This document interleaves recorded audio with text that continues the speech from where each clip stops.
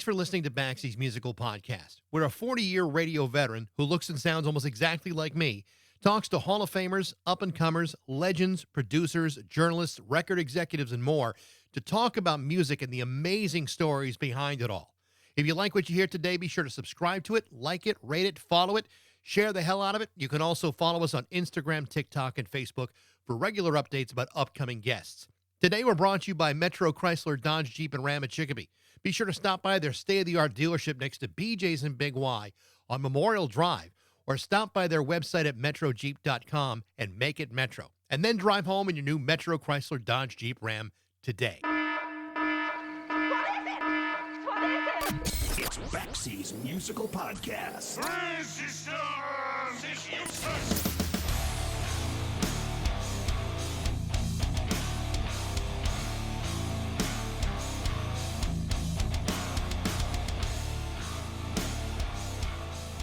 In July of 1987, Guns N' Roses released their multi-platinum debut album, Appetite for Destruction. Now, the only reason I'm telling you this is because for the next several years, every record company and radio station in America began scrambling to find the next Guns N' Roses. In hindsight, I wouldn't wish that upon anybody. Not because Guns N' Roses wasn't great, but because expecting anyone to meet or surpass the sale of 18 million copies of a debut record was a pipe dream, a total setup. And yet, there were still a handful of people who believed that the next Guns N' Roses were right around the corner, which they were not. Not even Guns N' Roses could keep up with being Guns N' Roses forever. However, record companies and radio stations, in a desperate effort to duplicate the unduplicatable, kept on trying anyway. There were a few promising contenders out there, some of whom enjoyed a good deal of success, but then there were some others who came this close but missed it by that much. One example of this was the band the Sea Hags. The Sea Hags were a trio out of San Francisco that only managed to release one album, their self-titled debut album in 1989. This is a band that had built up a huge following with a great set of demos produced by Kirk Hammet from Metallica and Siliva Masse, who would go on to produce the Red Hot Chili Peppers, Tool, System of a Down, and Johnny Cash. The Sea Hags were a band that included guitarist Ron Yoakum and bass player Chris Schlosshart, and drummer Greg Langston, a band that appeared to have everything going in the right direction until it didn't, including having former Guns N' Roses producer Mike Klink hired to work on that debut album. However, just before the band began pre-production on that 1989 debut record, things started to change. Drug use was causing huge problems in the studio. Money was being wasted by the thousands, and on top of that, the band fired their drummer Greg Langston and obliterating the powerful chemistry that made the Sea Hags such a promising band to begin with. When their debut album finally was released, it went nowhere, and that led to the band breaking up. Now, you might think that would be the end of the story, but it isn't. In fact, the story behind the band is really damn interesting. This was a great band that was destined to be huge, but got in their own way. How good were they? You should check out their demos online called Hag of the Sea. Or you can check out the latest release from Liberation Hall Records called Dead and Gone, a previously unreleased live in-studio performance from 1986 at CD Studios in front of a crowd of about 60 people, featuring the original lineup just before signing with Chrysalis Records. It's a pretty amazing document of a band that should have been huge. To talk about that, plus his own background in music, is former Sea Hags drummer Greg Langston on Baxie's Musical Podcast.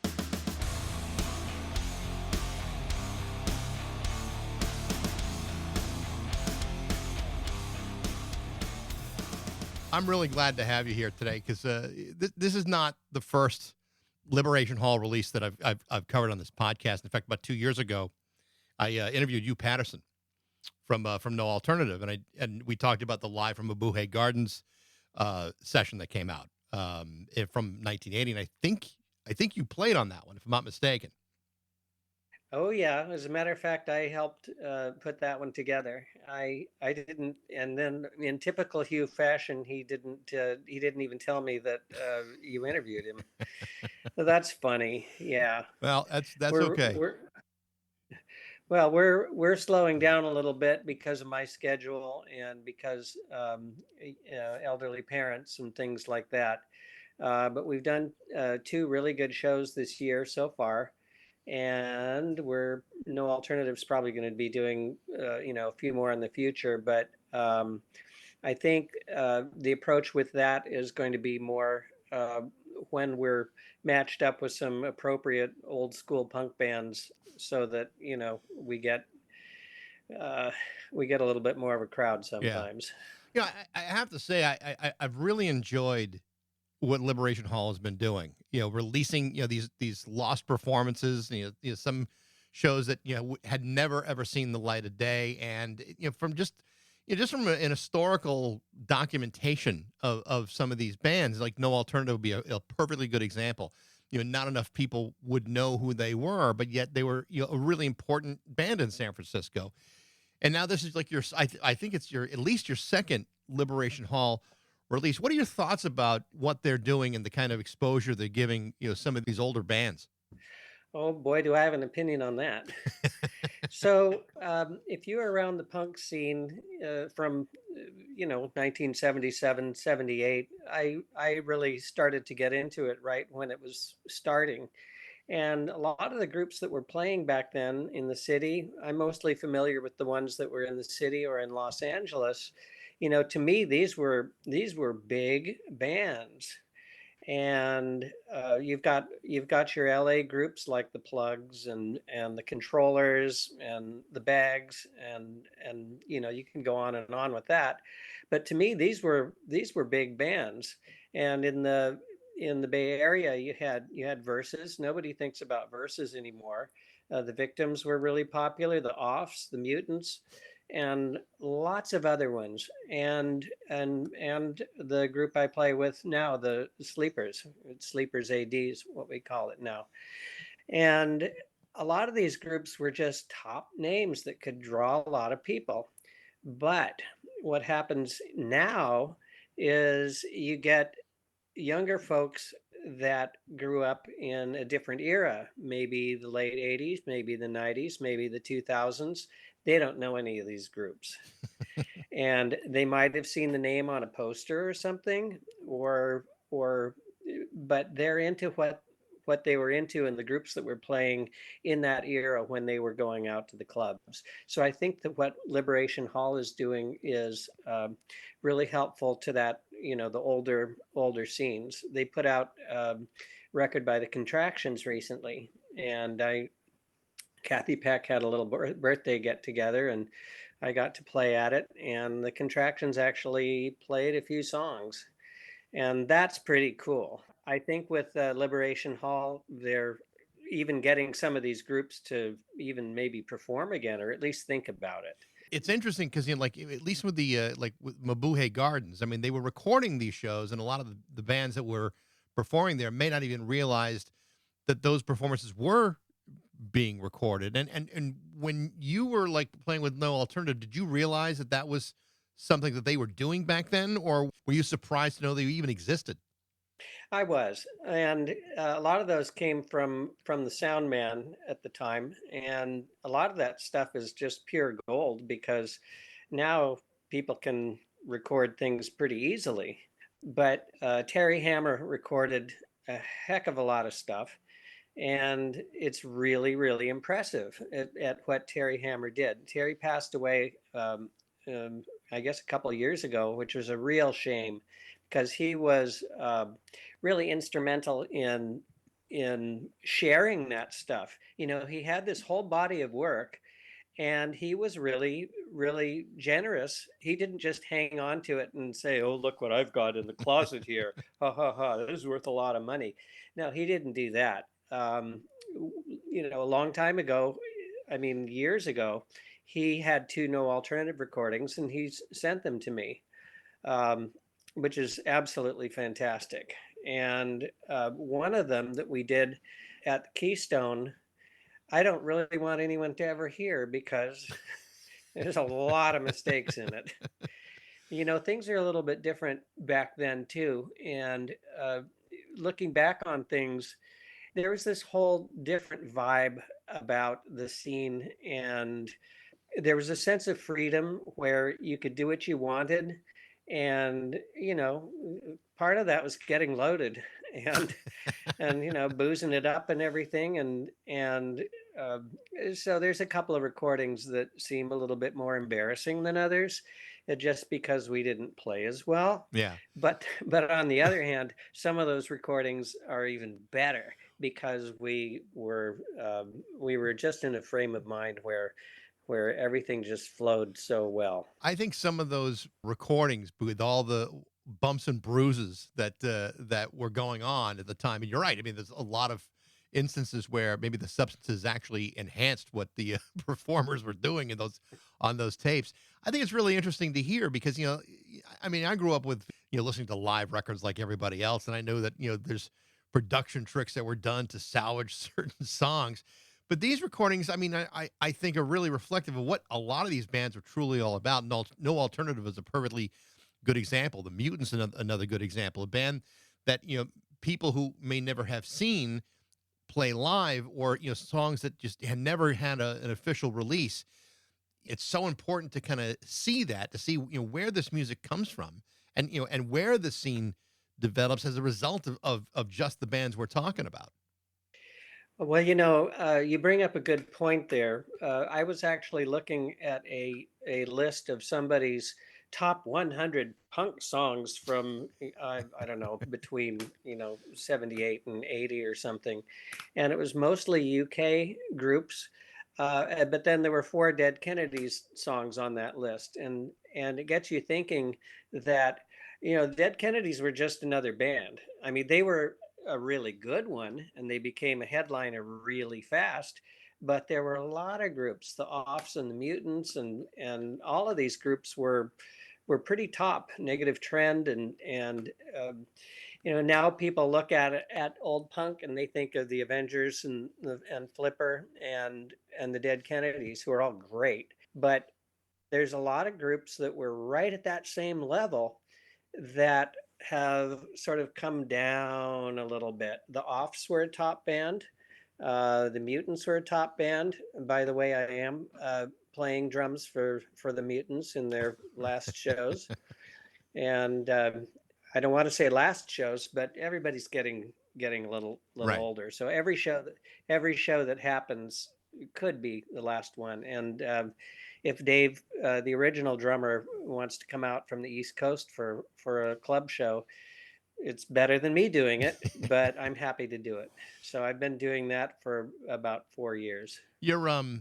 I mean, your history in punk is really remarkable. Not just No Alternative, but also Tuxedomoon, some of the other things that you had done. It's kind of interesting that what we're talking about today is a band that really is not a punk band, more of a glam rock outfit with Sea Hags, and I've got the CD, Dead and Gone, and it's a really interesting story behind this, and especially in this performance, because we talk about taped performances. In this situation, this was an afternoon show that was recorded live in the studio in front of about 60 people. What was the thought behind recording on that day with a studio audience? Well, a couple of things. Our manager was Paul Ratt. Paul Ratt was a popular concert promoter around here, and we were really lucky to have Paul as our manager because he really did book us in a lot of shows. However, there just wasn't a whole lot of money coming in, or I don't know, maybe Paul was getting all the money, but recording all of these songs in the studio was a way that we could get all of this stuff done in one take in a really good studio. I mean, we had Siliva Masse, who's gone on to become an absolute top producer. Gary Hobish, who worked at doing mastering at Fantasy Records forever. He sadly passed away a couple of years ago. Really good friend. But we had top people behind the board, so it was a way to get our set down and really not spend that much money. I mean, I can tell you that going into the studio today, we're spending a lot more money going into the studio 8 times or whatever.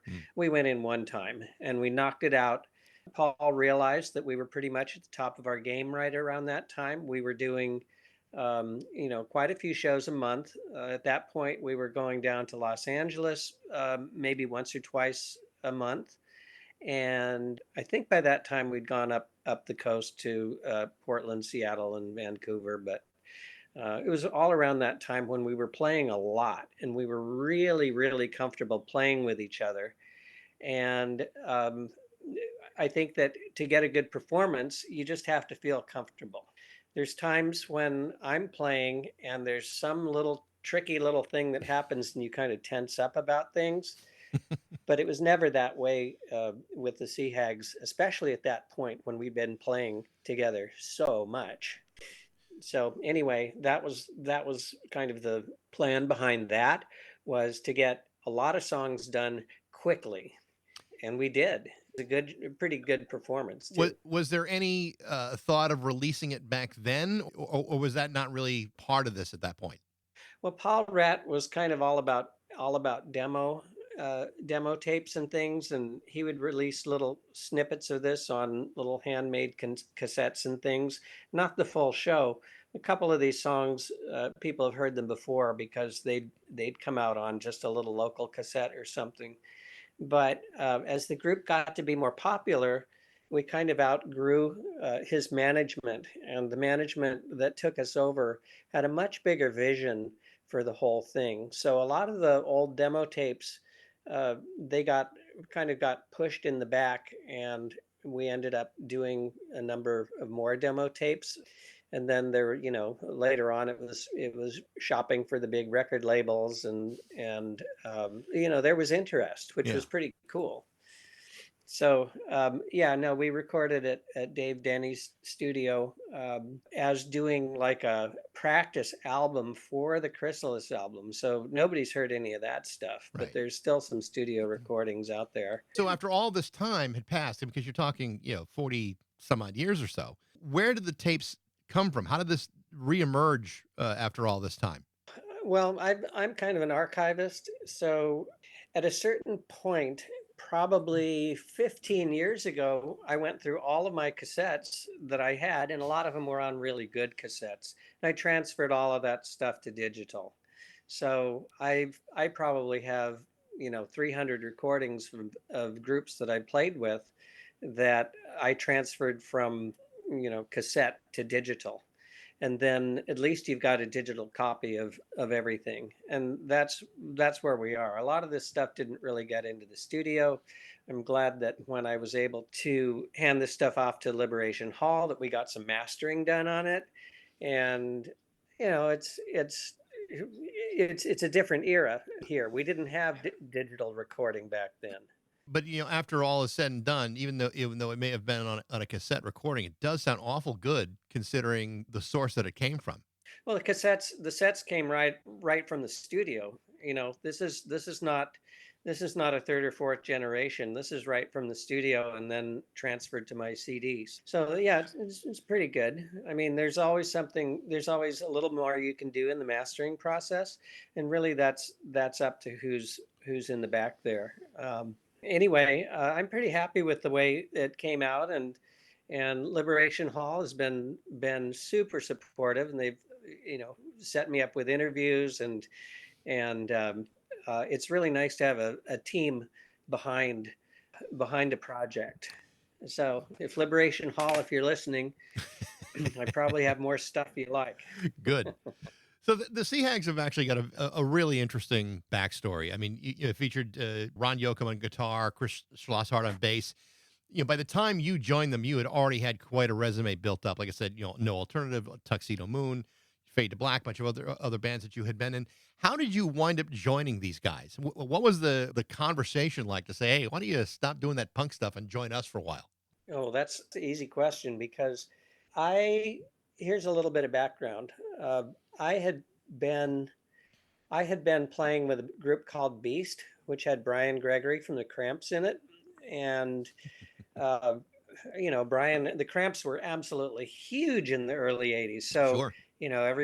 everybody's thinking, oh, he got to play with one of the Cramps. Not only is it one of the Cramps, it's one of the most colorful members of the Cramps at the time, with a lot of mystery behind him.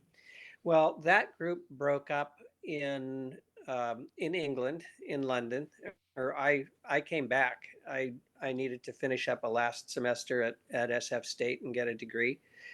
And so what was really comfortable for me was to jump into Fade to Black, which Fade to Black was playing similar dark, sort of gothy style music.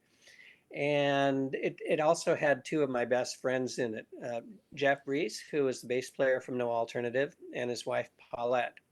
So I was playing that style of music when Ron Yoakum approached me. And I got to tell you something about Ron. He can talk anybody into anything. He talked our way into a record contract too. I remember so I was doing two bands at once. And Ron basically talked me into it. I did a few shows with them, and the music to me felt like something that was really really comfortable, um, in the sense that because I used to play music at home through my headphones as a teenager, listening to hard rock, playing to Blue Oyster Cult or Deep Purple or whatever, before punk rock days. And Ron, uh, Ron and Chris were really, really nice guys. And the other thing I noticed is when I was doing shows with them, they were attractive younger guys. There'd be a lot of girls coming to the shows. I thought, you know what? This music's a lot of fun for me to play. There's people coming to the shows, and And there's girls. and there's girls, and um, it got to be that I couldn't do two at once because the Sea Hags were getting to be really, really busy with the shows.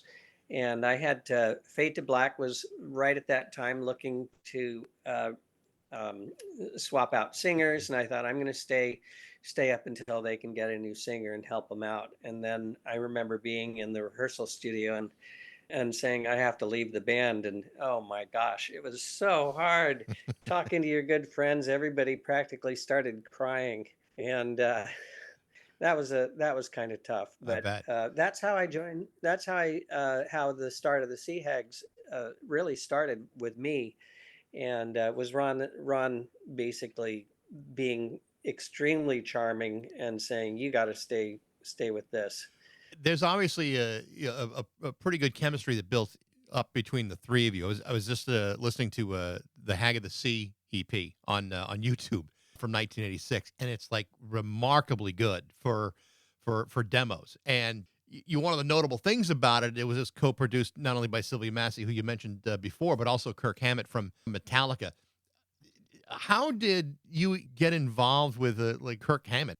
Well, let me just back up a little bit. The Hag of the Sea demo is, I think, 6 or 7 songs, and then there's a couple of songs added onto that. There's the two that are produced by Kirk Hammett, and I think there might even be one or two more on there from we actually were in the studio more than a couple times. So what you're hearing one of the very, very best demos, the Hag of the Sea demo with the Kirk stuff added on and a couple more. So uh, I guess, as far as I know, Ron brought Kirk into the fold. I think that Kirk must have heard us or heard about us, because all of a sudden he was just there and really interested in working with us. And again, we were in that same studio, and Kirk was sitting there on guitar, just playing along to all of our songs. So that was pretty fun. And he worked out a fabulous solo on Love Kills.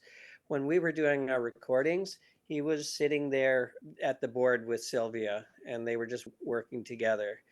I thought that Kirk was a fabulous person to work with. It was brief. I think Ron was the one that hung out with him more than I did.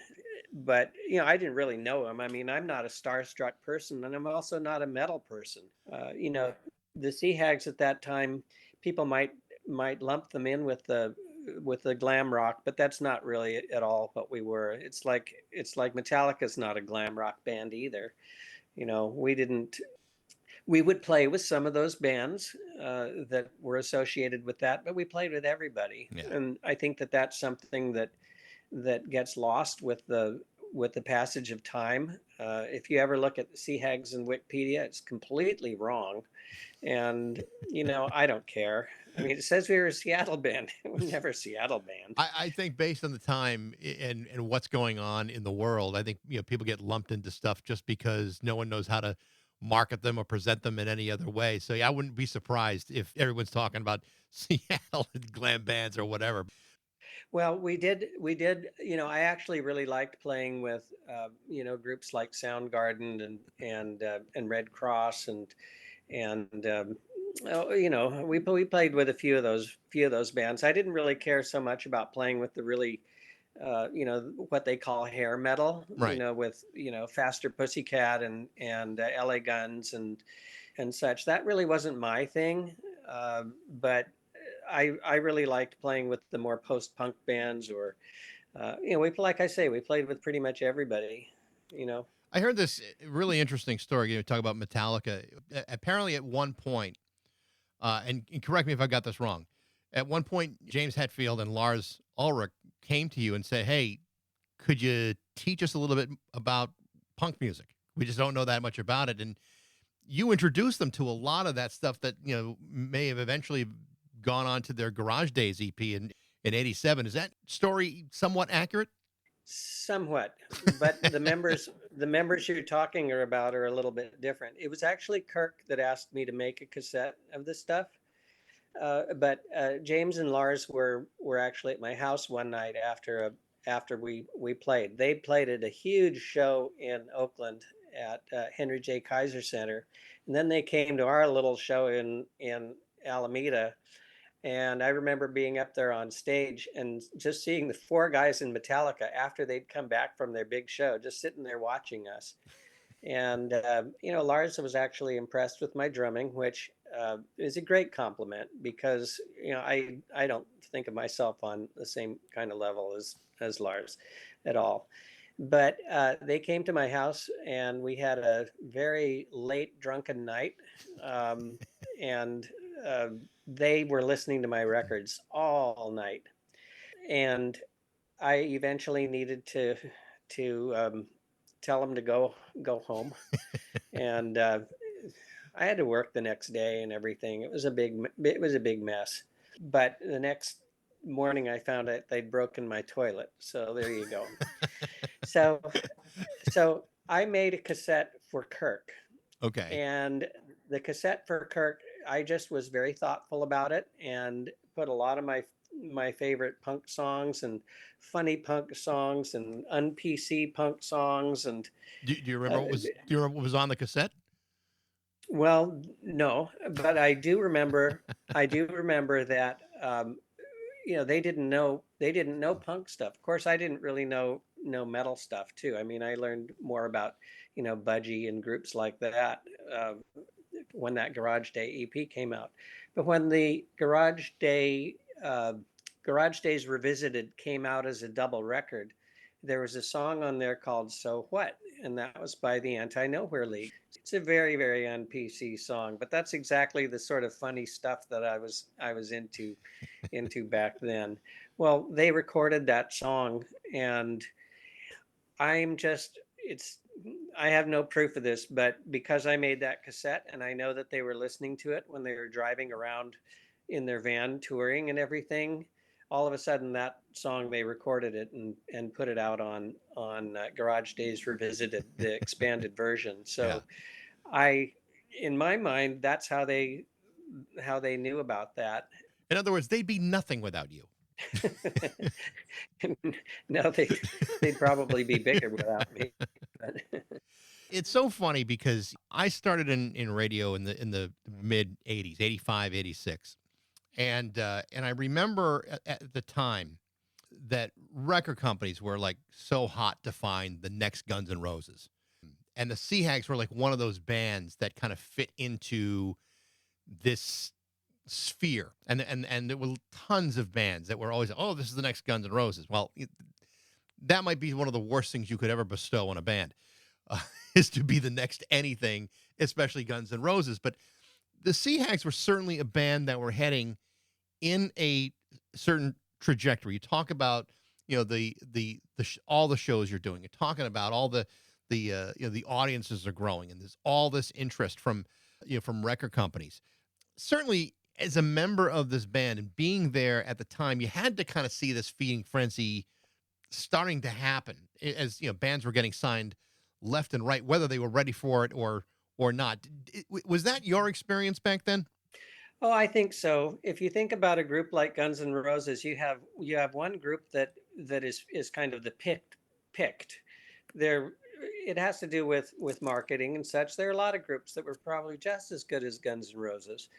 Um, but you've got your top band, and then you have another tier that's like right below them. You'd have your LA Guns and Faster Pussycat and probably four other ones, and then under that you have 40 or 50 that are below that. From radio's perspective, what was happening, at least from our perspective, is there were bands that were emerging that were not necessarily at that level, but record companies were seeing an opportunity to make money, as they always have, and as you would expect. When it comes to what happened to the Sea Hags, you guys are getting noticed. Record companies are starting to show, a lot of interest. You wind up signing with Chrysalis.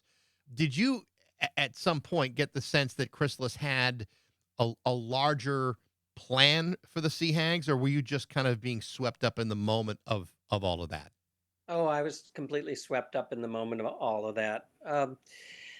You know, um, as the drummer, in some ways you're just kind of going along with a lot of the things that are happening. I think we absolutely were ready to be at that point where we could have, I mean, I was certainly ready to jump up into that other level. I think we all were. It's a time in your life where I was 26 or 27.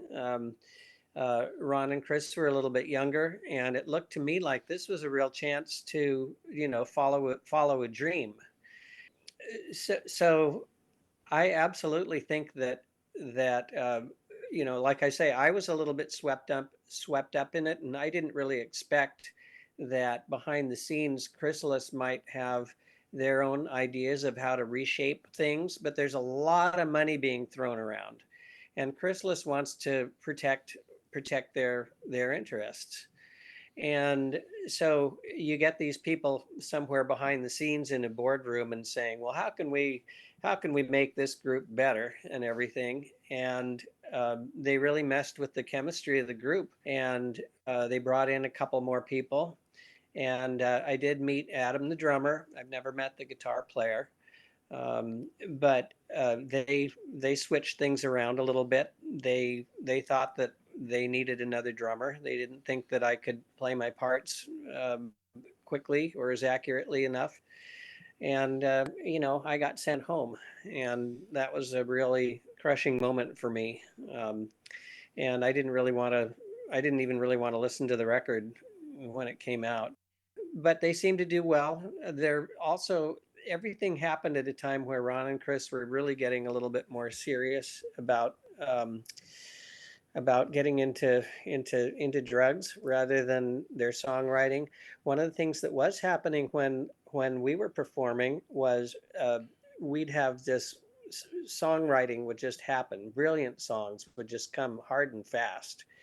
And I think that once Chrysalis and that era was happening, there was this whole idea that we could do no wrong or whatever between Ron and Chris. And, in my opinion, this is the time we're supposed to be working the hardest. And I really was trying to work the hardest. And I did find some frustration in the times when we were doing the pre-production for the album that everyone wanted to smoke pot instead of practice. Right. And I'm like, come on, you guys, this is what we ought to be doing. So I don't know. I feel like I being the kind of the responsible one in the group, they got rid of me, and that probably wasn't really a good idea. Yeah. And Ron and Chris not standing up for me was pretty hard to take because we were all best of friends. I mean, I have to believe that you must have been completely blindsided by this. I mean, did you see this coming? I mean, was there any discussion prior to you being let go that this was a possibility, or was this just a surprise to you? It's pretty much a surprise. I mean, you're touching on some pretty sensitive moments here, but it's so far in the past that you look back on things and you look at the way that your life has progressed, since then. Chris has passed away and nobody can find Ron. So, and I'm doing fine. So, I also feel as though I really avoided some real drama that happened with the group afterwards. Or I've heard a little bit from a couple of people that used to work from the group about a few things that happened. And I'm not real nosy about stuff like that, but I've heard a few horror stories about what happened after I left, and getting arrested for drugs on the road and missing shows and some really bad stuff. What's interesting to me, because I've heard the album that they completed, and then when I compare that to Hag of the Sea, it's like, had that been the first album, you'd be talking about a totally different story right now. I mean, I think had Hag of the Sea been the first thing out, and maybe cleaned up from the demo version of it, it would have been a heck of a record. And it just, when you listen to what they finally did with Chrysalis, it's like, man, there are some good things on it, but I can also see where it didn't take commercially. And I don't know if Chrysalis kind of washed their hands of it, or what it was, but it didn't sound like they didn't sound like the band that they had been with you. Oh, absolutely. And I know that Ron was really looking forward to being as commercial as possible, and his vision was not the raggedy raw band that we were really good at, but he really did want something more slick. He was a big fan of like Aerosmith and Cheap Trick and groups like that, and everything else, punk stuff too. But he liked a lot of the slick music. I mean, Aerosmith was a huge influence to him, Yeah. and so I think that he really did want to have a really slick product out there. I'm not really. I don't think that record really sounds like the group that I played with, um, but it's close. I mean, it's pretty close. The song structures are there. The Mike Klink messed around a little bit with a few things. He's got another guitar player in there. The song structures are pretty much the same. He changed a few things, but for the most part, um, it's in the production work that made that group sound Yeah. more like a typical Los Angeles group from the late '80s, rather than what the group really was all about in the original incarnation. When I played with the group, I think I brought a little bit more of the punk style to the whole thing. I mean, I really did. I mean, Yeah. that's where I came from. Well, I mean, I hear a much more of an edge in Hag of the Sea than the first album, and I think, for me, I appreciate the whole breadth of what you guys are talking about, and especially your career. Like that, that would have been the record that I would have bought, as opposed to what wound up coming out. I know it's at some point though, years after this, there was some attempt at a reunion from Sea Hags. What happened with that? It's pretty much a disaster. Mm. Um, we did we did 3 shows, and I can be pretty frank about this. As we did our first show, Ron brought in a bass player from up in Petaluma that didn't really know the songs very well, and we did our first show, and it was okay, but when I started working with Ron again, it was a little frustrating because um, he didn't really have a good amplifier, so I'd have to drive him around and find an amplifier, and just sort of getting things off of the ground, even practicing was a little frustrating. He also seemed to think that it was still 1987 or whatever it was, and I wanted to just come to practice and run through the set and then go home. I had a little daughter by that time, and I needed to go home and be with the family. Yeah. And he wanted to hang out, and I couldn't. I Yeah. just I got responsibilities and everything. Anyway, we did 3 shows, 2 with a bass player, and then the third show, which is actually on YouTube, is just Ron and myself at the Mabuhay Gardens. And um, I'm doing what I do. I listen to the guitar player, I listen to the singing, and I just focus, and I can play. I Yeah. mean, I do that. I do that now. I mean, I can sometimes I can get on the stage and nod when there's a stop and let me know when the song ends, and I can do it.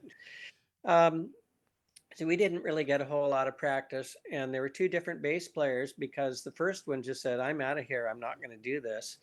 And then we had another guy come in, and I went out to his house and I said, "Look, let's get together before we get together with Ron.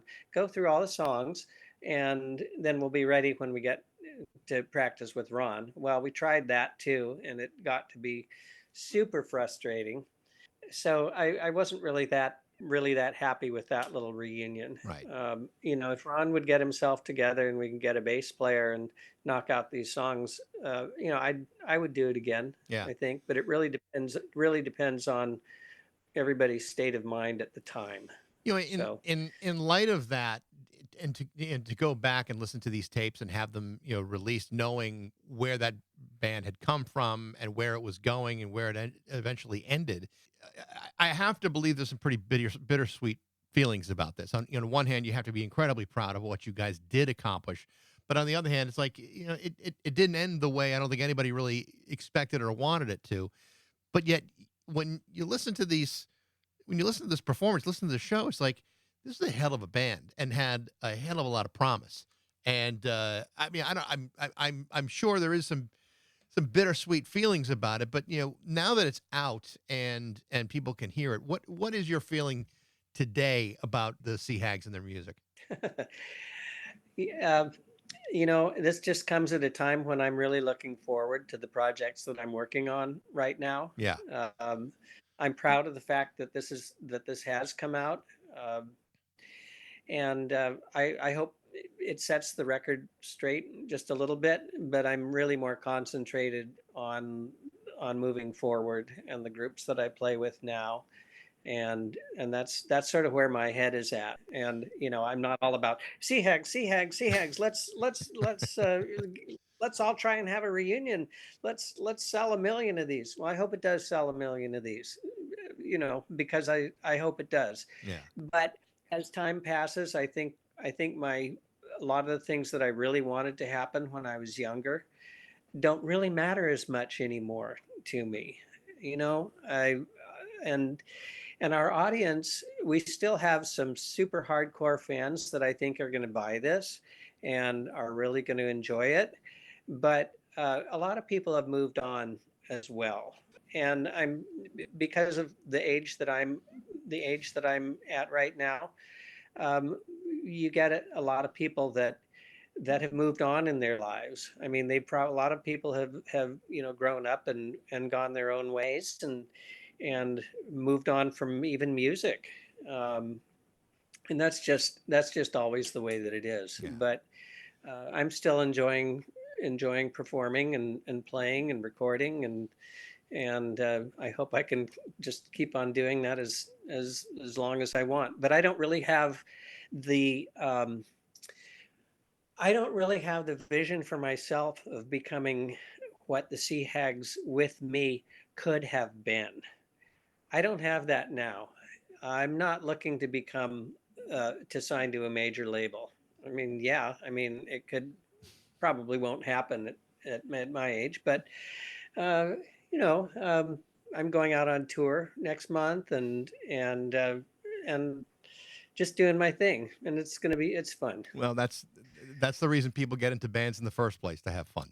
Yeah, and I'm still recording and making new recordings, and they may not sell like a Sea Hags album would sell, but I'm still out there Yeah. doing it. Well, I'm not going to keep you for much longer, but just to reiterate what you are involved in and what is coming up. I know No Alternative was one of the projects that you're working on, but what else is coming up?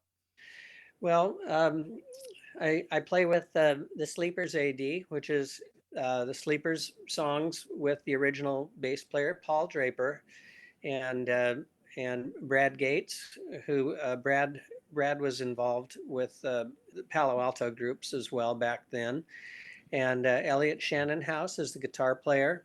And I got to say, with the Sleepers, original Sleepers, one of the main things, other than the crazy singer Ricky Williams, was the guitar player Michael Belfer, who was an amazing guitar player. Well, I played in a band with Michael at one point called Fire Sports, and our present guitarist, Elliot Shannonhouse, had also played in a couple of bands with Michael Belfer. So there's a big connection with the old Sleepers and the new Sleepers AD, plus, having the original member, Paul Draper. We're writing new songs, and we're playing a lot of the old favorites that everyone wants to hear. And we're playing Sunday in San Francisco. And after that, I pack my suitcases and drive down to LA. And we're going to start a little tour with Los Microwaves. And Los Microwaves was a whole different kind of band. And we're flying to New York and playing a show at the Bush Tetras, and then we're hitting the road for about a week and a half and playing all over the place, Pennsylvania, all the way down to Virginia, Massachusetts, a bunch of shows. That's great. I haven't really been on the road since the old Fang days. So yeah. I mean, I've played some shows, basically fly somewhere and do a show, but I haven't been in a van with a bunch of people. But at least it will be a band with people who've grown up rather than people who are in suspended animation. Right. Yeah, I get it. Greg, this has been great. This has been a lot of fun and really interesting. I appreciate the time you have. Best of luck with everything you're doing. I know it's going to be a pretty busy couple of months for you. Yeah, I've got a Mutant show coming up in November too. So great. So that's going to be a lot of fun. Very good. Greg, thank you so much. I appreciate it. Absolutely. Okay, over and out. Oh yeah. Okay. Take care now. Bye-bye. The name of the new release from the Sea Hags is called Dead and Gone, now available on Liberation Hall Records. Thanks for listening. I hope you enjoyed it. If you did, you can reach me at bax@rock102.com. I'd love to hear what you think. Thanks to Metro Chrysler, Dodge, Jeep, and Ram at Chicopee for their support, but most of all, thanks to you for listening to Baxie's Musical Podcast.